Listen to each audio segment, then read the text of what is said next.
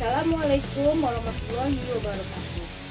Baiklah siswa ibu sekalian, pada hari ini kita belajar kembali tentang KD 3.5, yaitu tentang teks prosedur.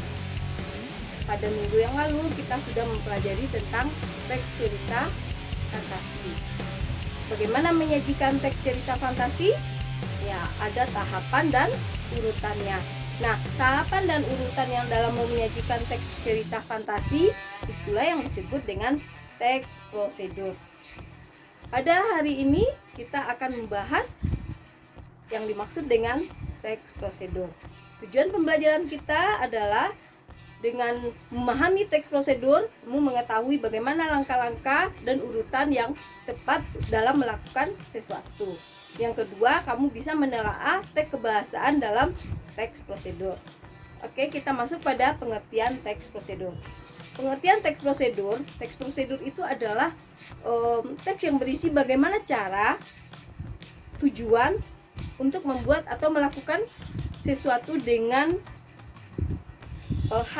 dengan langkah demi langkah yang tepat secara berurutan sehingga menghasilkan suatu tujuan yang diinginkan. Jadi contohnya teks prosedur yang mengandung cara, tips atau tutorial biasanya terdapat pada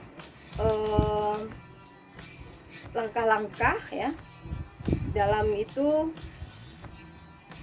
ada kata-kata atau kalimat seperti kalimat perintah, yaitu yang dikenal dengan kalimat imperatif, yaitu kalimat perintah, kalimat memerintahkan seseorang, menyuruh seseorang ya. Kemudian kita contohkan di sini, kamu akan menuliskan cara memutihkan wajah melalui internet. Nah, kamu harus menuliskan bagaimana langkah-langkahnya itu. Tentu ada urutannya 1, 2, 3. Tentu ada kalimat-kalimat yang harus kamu sampaikan sehingga para pembaca paham dan mengerti apa yang kamu sampaikan. Kemudian tujuan teks prosedur itu yaitu untuk memudahkan para pembaca untuk mengikuti langkah atau perintah dari isi teks yang tujuan akhirnya bisa sesuai dengan keinginan pembaca.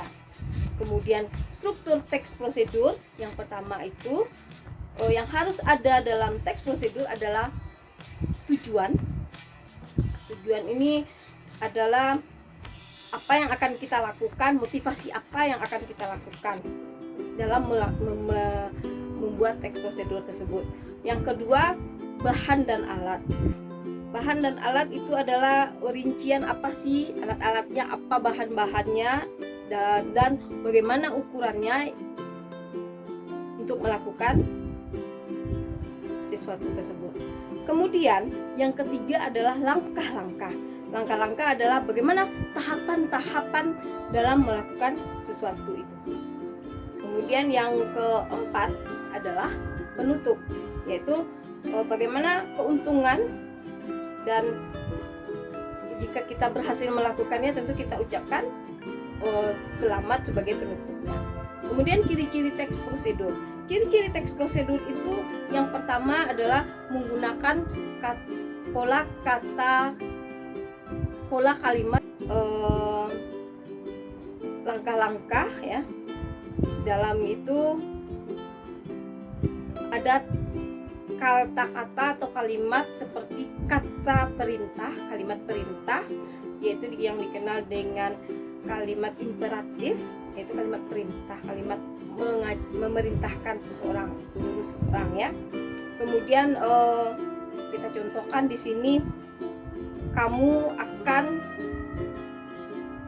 menuliskan cara memutihkan wajah melalui internet. Nah, kamu harus menuliskan bagaimana langkah-langkahnya itu.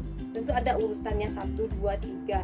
Tentu ada kalimat-kalimat yang harus kamu sampaikan sehingga para pembaca paham dan mengerti apa yang kamu sampaikan.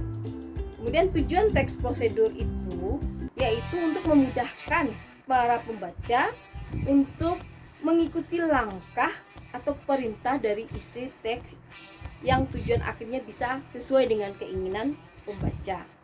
Kemudian struktur teks prosedur, yang pertama itu yang harus ada dalam teks prosedur adalah tujuan. Tujuan ini adalah apa yang akan kita lakukan, motivasi apa yang akan kita lakukan dalam membuat teks prosedur tersebut. Yang kedua, bahan dan alat. Bahan dan alat itu adalah rincian apa sih alat-alatnya, apa bahan-bahannya, dan bagaimana ukurannya untuk melakukan sesuatu tersebut. Kemudian yang ketiga adalah langkah-langkah. Langkah-langkah adalah bagaimana tahapan-tahapan dalam melakukan sesuatu itu. Kemudian yang keempat adalah penutup, yaitu bagaimana keuntungan, dan jika kita berhasil melakukannya tentu kita ucapkan selamat sebagai penutupnya. Kemudian ciri-ciri teks prosedur.